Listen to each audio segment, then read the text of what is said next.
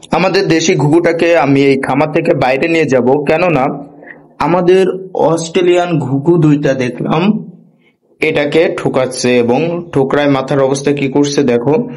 আর আপনারা দেখলেন যে আমাদের ককাটেল কিন্তু বাচ্চা দিয়েছে, একটা বাচ্চা দেখা যাচ্ছে আর একটা বাচ্চা মারা গেছে। এছাড়া হচ্ছে আমাদের বাজিগারও একটা বাচ্চা দিয়েছে। পুরা খামারের ভিতরে জাস্ট একটাই বাচ্চা ফুটছে। চলো সেটাও একটু দেখিয়ে নিয়ে যাই। এই হচ্ছে সেই বাচ্চাটা, আর বাচ্চাটা কিন্তু অনেক বড় হয়ে গেছে। কালারটা সম্ভবত হলুদ আসবে, এই যে হলুদ হলুদ ফেদার উঠছে। তো বাচ্চাটা কিন্তু অস্থির। আর এটাকে কেন বাইরে নিয়ে যাব, কারণ একে সকালবেলায় রাখছি, এখনো পর্যন্ত পেট খালি, একটুও খাইতে পারিনি, আর মাথার অবস্থা দেখো কি করছে। তাই এদের কাছে এদেরকে রাখা যাবে না, এখন এটাকে বাইরে নিয়ে যাব এবং বাইরে আলাদা খাঁচায় রাখবো। বড় হওয়ার পরে আর কি একে মিটে দিব। এর ডানার অবস্থা দেখো, ডানা দুইটা হচ্ছে টেপ দিয়ে আটকানো ছিল, যে কারণে এর ডানার অবস্থা এরকম হয়ে গেছে, লেজটা পড়ে গেছে।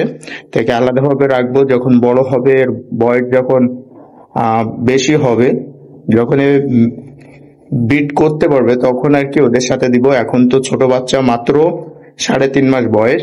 তো 8 মাস বয়স হওয়ার পরে একে আমরা একটা জোর দিয়ে দিব, দেখা যাবে তখন কি হয়।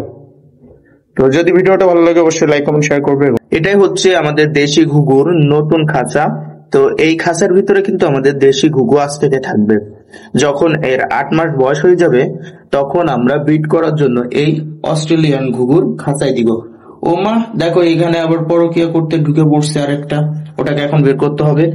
আগে আমাদের দেশি ঘুঘুকে তার নিজস্ব বাসস্থানে রাইখা দিলাম আলাদাভাবে, যাতে করে কেউ তাকে ডিস্টার্ব না করে।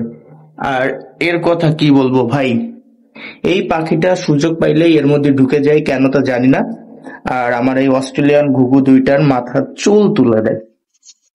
এই দেখো, এই শালা আসলে ডিস্টার্বফুল।